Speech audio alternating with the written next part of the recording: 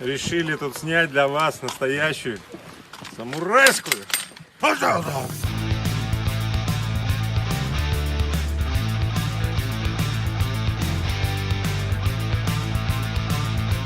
3 года назад я оказался на развилке. Гигантская компания Технониколь, сумасшедший успех. Но мне все это перестало доставлять наслаждение.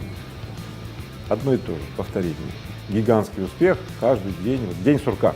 У меня был выбор, и я его переживал следующим образом. Либо остаться в том гигантском успехе, вот в ловушке этого гигантского успеха, и каждый день будет один и тот же, вот этот тот же самый гигантский успех, или я отправлюсь и найду себе новый вызов, и сделаю себя нового, другого, нового.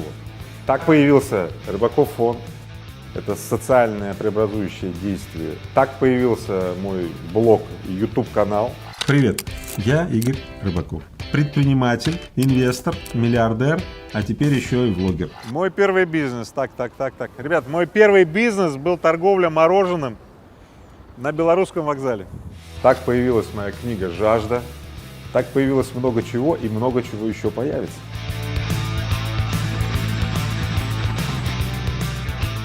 Чем больше таких людей из списка Forbes будет открываться и все-таки начинать говорить, тем будет лучше для всех предпринимателей, которые находятся в России. Хочется рушить эти стереотипы, что вокруг все ворованное, что вокруг все делается только на связях с государством и так далее. Мне кажется, что в этом мало что есть твердого. Да, это присутствует, да, это бизнес, но хочется показывать тех, кто и без этого смог добиться больших результатов.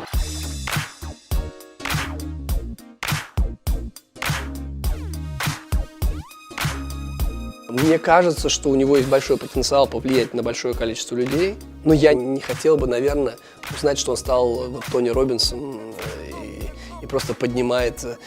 У него очень много интересных идей, у него достаточно содержательная книжка и действительно важный жизненный опыт.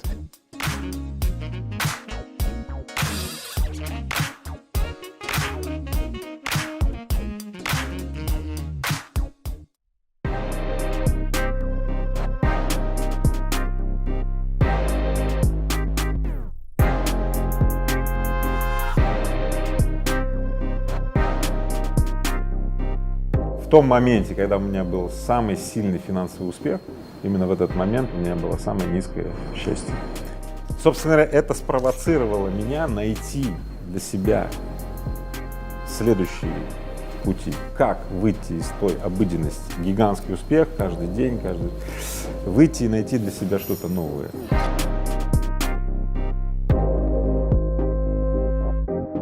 Друзья мои, мы находимся на заводе Техно, первенец компании Технониколь, невероятный 1 000 000 тонн каменной ваты, 2-й номер в мире по производству изоляции. Ребята, вы здесь, давайте помашем всем.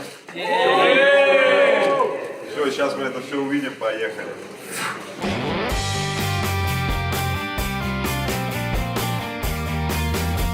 Технониколь называли в свое время русские китайцы. За что? Почему? Ну, потому что, типа, Технониколь занимался активно промышленным шпионажем, подсматривал у всех все, ну, тырил по-русски, да, и все быстро внедрил. В мире правит только одно. Подсмотрел, стырил, сделал так же и быстро побежал.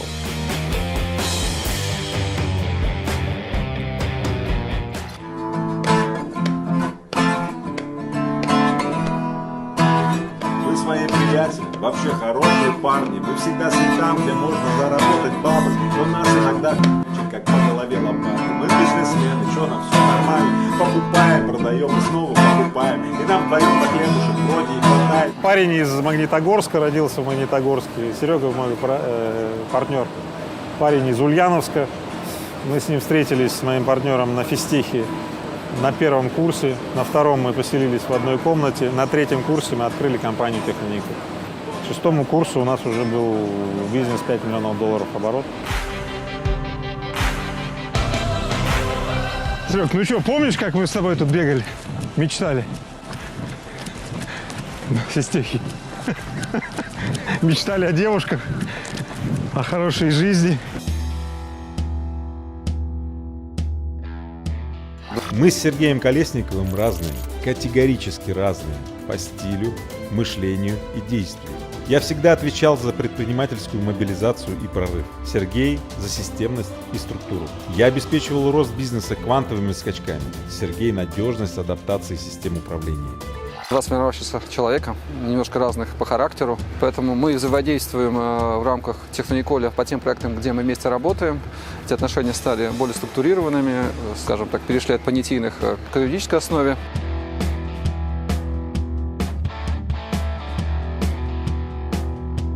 Мы были сами лидерами. Мы горели огнем, к нам приходили люди и вставали в наши ряды, и мы вместе с ними горели. И так создавалась, так начиналась компания. Поэтому я настаиваю, вы все должны быть, ребята, предприниматели, это такие хулиганы, которые пересобирают мир, пересобирают себя, ищут себе других заговорщиков, которыми они пойдут и поменяют этот чертов мир, переделают его так, как они его хотят видеть.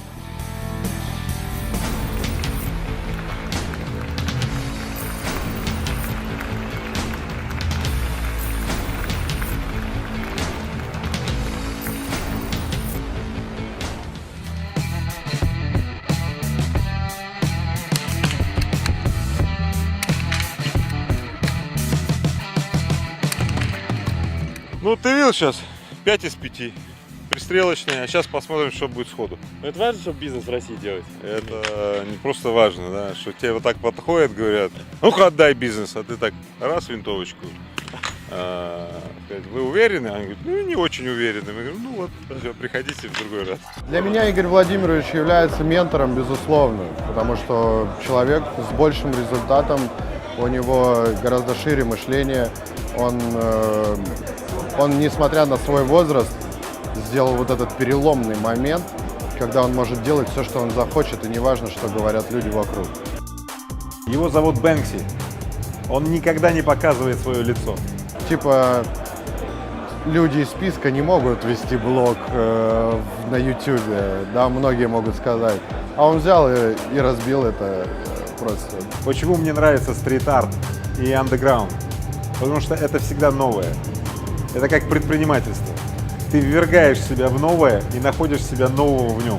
И творишь что-то большое и следующее. 1,2 миллиарда капитализация, и он шатал всех вокруг. Он говорит, что я могу это делать, я могу меняться. Поэтому я люблю всякий такой файн-арт, стрит-арт и все такое необычное.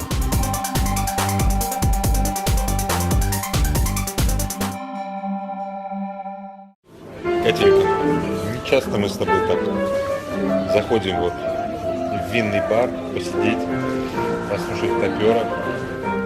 Как ты себя чувствуешь? Фантастически. Вот такая у Сегодня меня, отличный день. такая у меня Катенька. Замечательная. Наши жены, конечно, очень много дали нам обоим. Когда у нас были определенные трения, конечно, сказалось на отношении сестер, им пришлось нелегко, но они тоже очень разумные женщины и сумели не выносить лишнее из нашего дома и в целом способствовали, конечно, тому, чтобы мы с Игорем смогли сохранить рабочие отношения.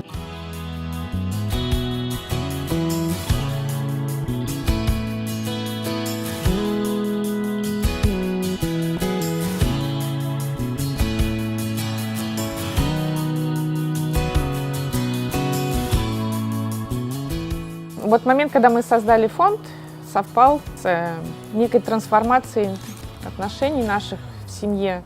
Игорь к тому времени вышел из креативного бизнеса, но он находился в поиске, ему нужна была точка приложения своей энергии. И это отложило отпечаток на наши отношения в семье, конечно. И поэтому идея создания фонда, она была такой, в этом смысле, спасительной для нас. Мы нашли для себя новую форму взаимодействия, взаимоотношений.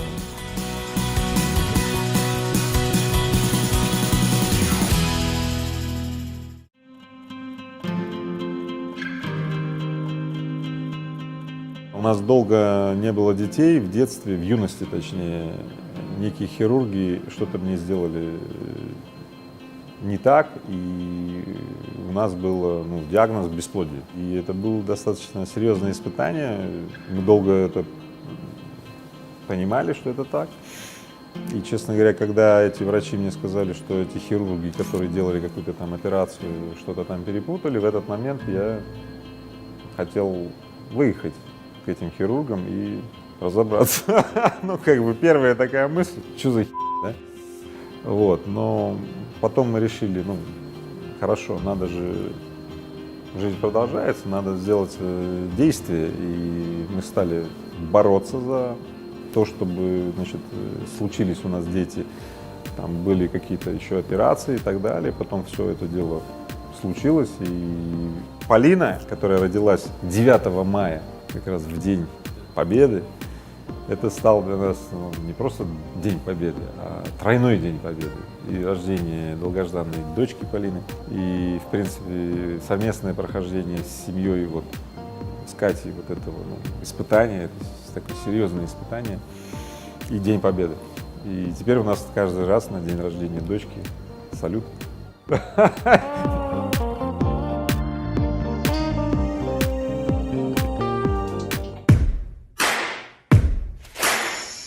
Друзья мои, открываю на своем канале новый проект.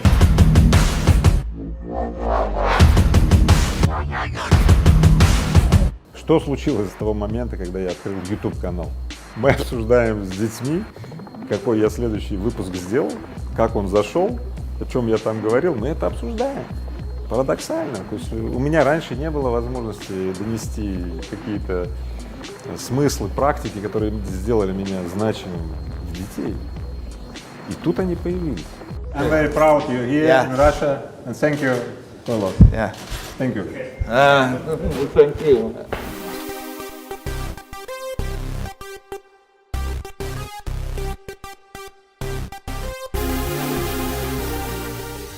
Мы заявили детям про то, что мы не оставляем наследство, и мы даем детям из нашего семейного фонда, а семьей мы называем с Катей, это я и Катя, плюс дети до 18 лет. Когда детям становится 18+, они идут делать свою семью. И единственное, что у них есть в этот момент, это медицинская страховка и право взять займ на образование. Беспроцентный, но займ. И если дети хотят взять дальше, там, через 5 лет еще займ на следующее обучение, они должны вернуть предыдущий. Ну, такая игра.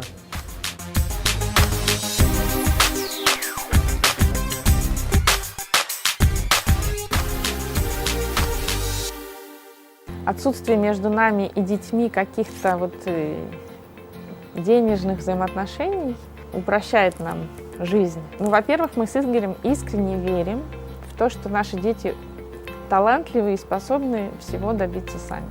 Таким поступком мы им веру нашу в них транслируем. Мы не знаем, какой путь они себе выберут, какой путь им уготован судьбой. Возможно, это не будет связано с управлением компанией «Технониколь». Может быть, у них другие таланты и другие предназначения.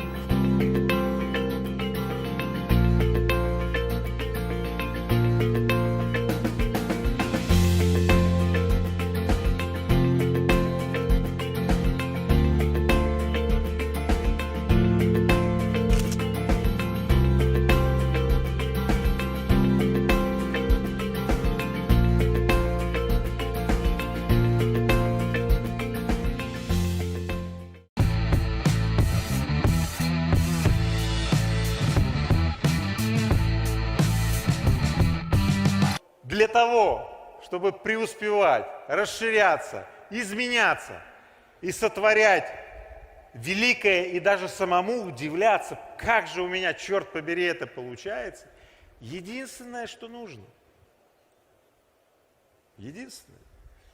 окружить себя людьми, которые не позволят тебе быть менее ярким, чем ты можешь.